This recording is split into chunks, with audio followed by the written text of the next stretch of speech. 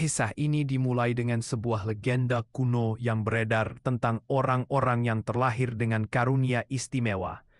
Kemampuan untuk menciptakan musik yang begitu jujur, hingga mampu menembus batas antara hidup dan mati. Musik mereka dapat memanggil arwah dari masa lalu dan masa depan. Di Irlandia kuno, mereka disebut Fili. Di tanah Choctaw, mereka dikenal sebagai The Rangers of the Fire. Dan di Afrika Barat, mereka dipanggil griots. Karunia ini memiliki dua sisi, dapat membawa penyembuhan bagi komunitas, namun juga menarik kejahatan. Narasi kemudian beralih ke masa kini. Di sebuah komunitas yang tampaknya religius, seorang anak laki-laki bernama Sami, yang juga memiliki karunia musik ini, sedang bermain gitar. Ayahnya, seorang pemimpin agama yang keras, memanggil Sami dan memintanya untuk bersumpah di hadapan jemaat bahwa ia akan meninggalkan jalan dosa. Ayahnya menganggap musik Sami sebagai panggilan dosa dan memintanya untuk meletakkan gitarnya. Namun, ada suara lain yang membela Sami, meminta ayahnya untuk membiarkan anak itu sendirian.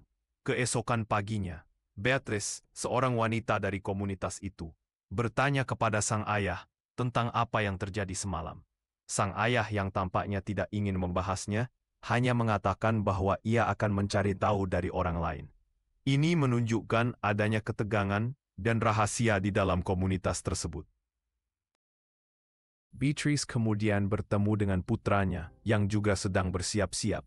Ia mengingatkan putranya untuk tidak mengoleskan sesuatu di tubuhnya, karena akan mengeringkan kulit.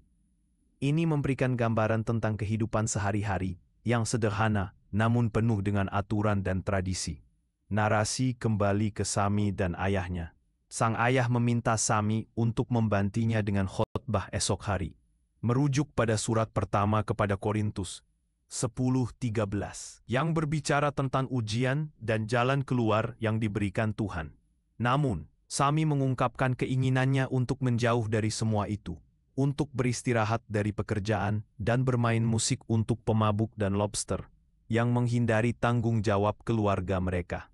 Ia ingin kembali ke kota untuk berdoa keesokan harinya. Sang ayah memperingatkan Sami bahwa jika ia menari dengan iblis, hari akan tiba saat ia harus kembali ke rumah. Kisah berlanjut dengan Sami, yang memilih untuk tidak mengikuti khotbah ayahnya dan pergi ke kota. Di sana, ia bertemu dengan sepupunya, Smokestacks, Smoke dan Stack. Mereka adalah musisi blues yang keras, jauh berbeda dari lingkungan religius tempat Sami dibesarkan.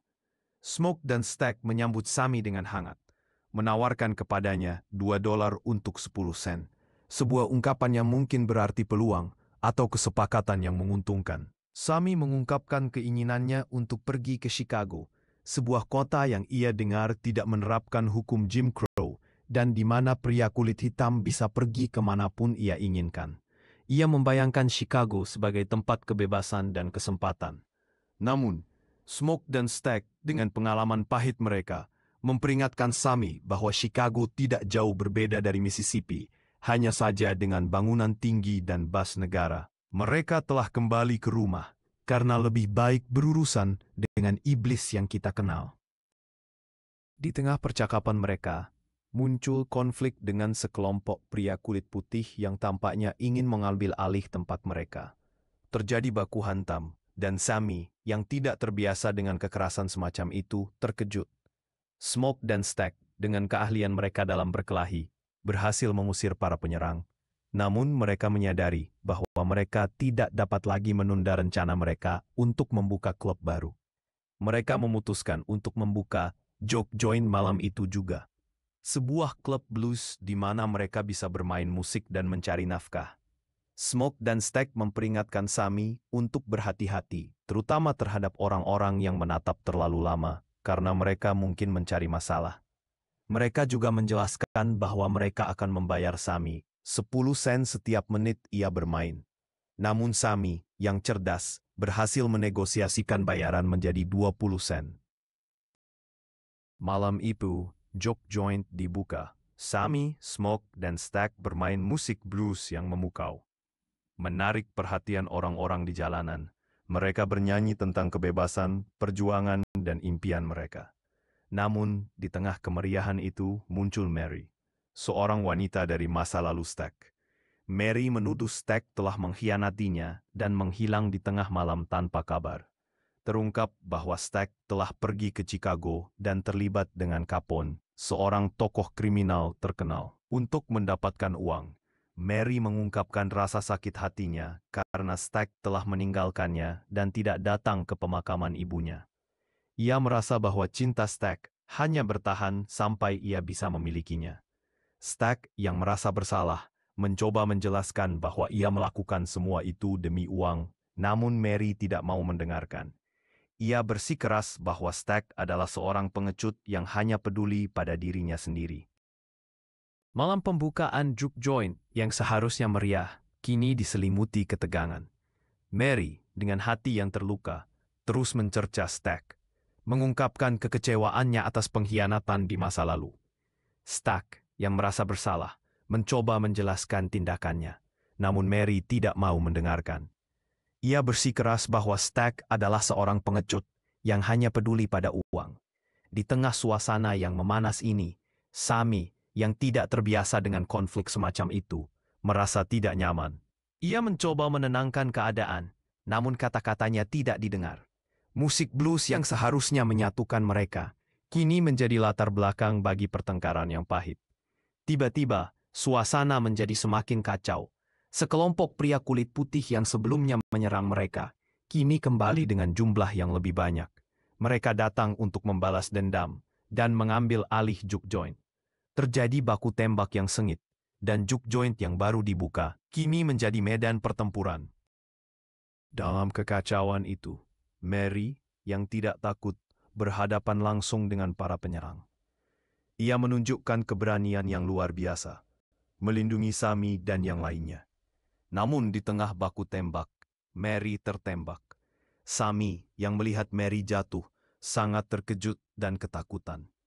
Ia tidak tahu harus berbuat apa. Smoke dan Stack, dengan keahlian mereka dalam berkelahi, berusaha mengusir para penyerang.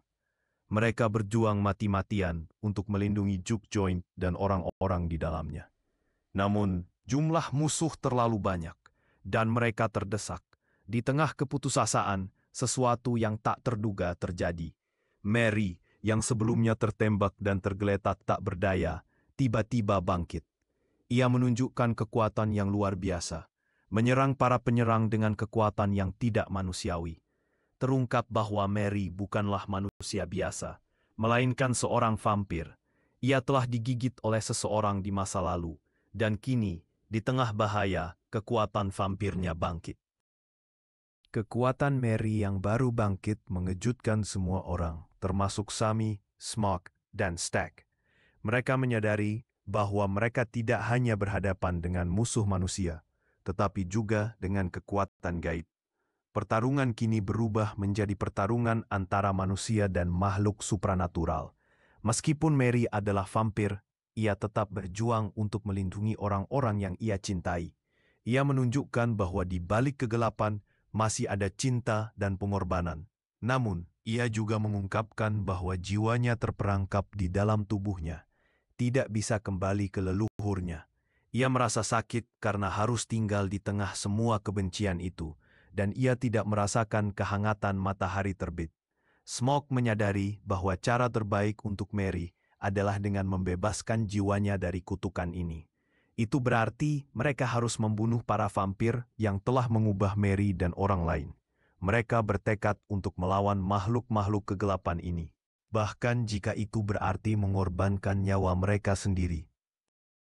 Setelah kebangkitan Mary sebagai vampir, suasana di juke joint berubah drastis. Pertarungan kini bukan lagi sekadar baku tembak antar manusia, melainkan pertarungan hidup dan mati melawan kekuatan kegelapan.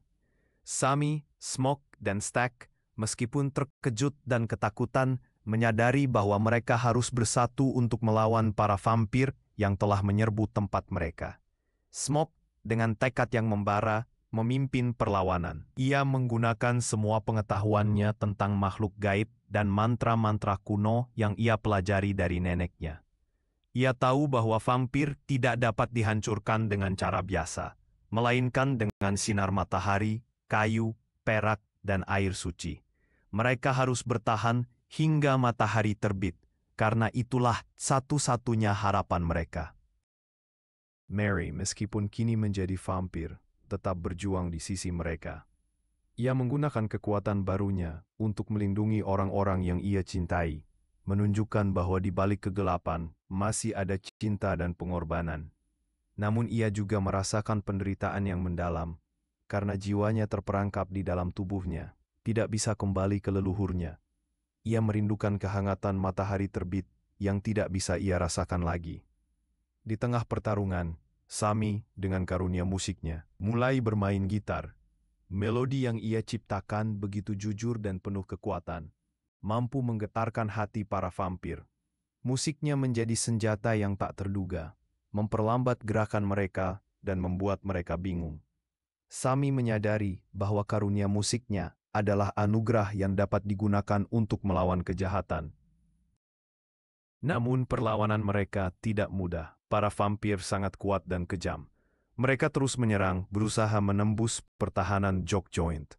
Smoke, Stack, dan Mary terluka parah, namun mereka tidak menyerah. Mereka tahu bahwa nasib komunitas mereka bergantung pada mereka. Di tengah keputusasaan, muncul Elias Moore, seorang pria yang memiliki hubungan dengan masa lalu Smoke dan Stack. Elias, yang juga memiliki kekuatan gaib, bergabung dalam pertarungan. Terungkap bahwa Elias adalah bagian dari kelompok yang lebih besar, yang juga berjuang melawan kekuatan kegelapan. Ia menawarkan bantuan kepada Smoke dan Stack, menyatukan kekuatan mereka untuk melawan para vampir. Pertarungan mencapai puncaknya. Jock Joint hancur lebur, namun semangat perlawanan tidak padam. Mereka harus membuat pilihan sulit. Apakah akan terus berjuang di tempat itu, atau melarikan diri untuk mencari perlindungan? Mereka tahu bahwa mereka tidak dapat membiarkan para vampir menang, karena itu berarti kehancuran bagi semua orang. Pertarungan di Jock Joint mencapai puncaknya, dengan Mary yang telah menjadi vampir berjuang, dengan gagah berani di sisi Sami, Smoke, dan Stack. Elias Moore, dengan kekuatan gaibnya juga turut serta, menyatukan kekuatan mereka melawan gerombolan vampir yang tak kenal lelah. Jock Joint yang baru saja dibuka, kini hancur lebur, menjadi saksi bisu perjuangan mereka. Saat malam semakin larut, harapan mulai menipis. Para vampir terlalu banyak dan terlalu kuat. Smoke, dengan sisa-sisa tenaganya, terus mengingatkan mereka tentang pentingnya bertahan hingga matahari terbit. Mary, meskipun terluka parah, terus berjuang, didorong oleh kerinduan akan kehangatan matahari yang tak bisa ia rasakan lagi dan keinginan untuk membebaskan jiwanya yang terperangkap.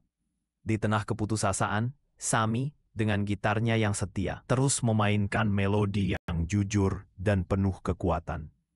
Musiknya menjadi mercusuar harapan, membingungkan para vampir, dan memberikan kekuatan bagi para pejuang. Ia menyadari bahwa karunia musiknya adalah anugerah yang dapat digunakan untuk melawan kegelapan. Saat fajar mulai menyingsing, cahaya pertama matahari menyentuh Jock Joint yang hancur. Sinar matahari yang merupakan kelemahan utama para vampir mulai membakar tubuh mereka. Para vampir menjerit kesakitan dan berubah menjadi abu satu persatu. Pertarungan berakhir dan kegelapan pun sirna. Namun, kemenangan ini datang dengan harga yang mahal. Mary, yang telah berjuang hingga akhir, akhirnya menemukan kedamaian saat jiwanya terbebas dari kutukan vampir. Ia menghilang bersama sinar matahari, meninggalkan kenangan akan keberanian dan pengorbanannya. Smoke dan Stack, meskipun terluka parah, berhasil selamat. Elias Moore, setelah membantu mereka juga menghilang, kembali ke kelompoknya yang berjuang melawan kegelapan di tempat lain. Jock Joint kini hanyalah reruntuhan, namun semangat perlawanan dan harapan tetap membara. Sami, dengan gitarnya di tangan, memainkan melodi kemenangan. Ia menyadari bahwa meskipun mereka telah kehilangan banyak hal,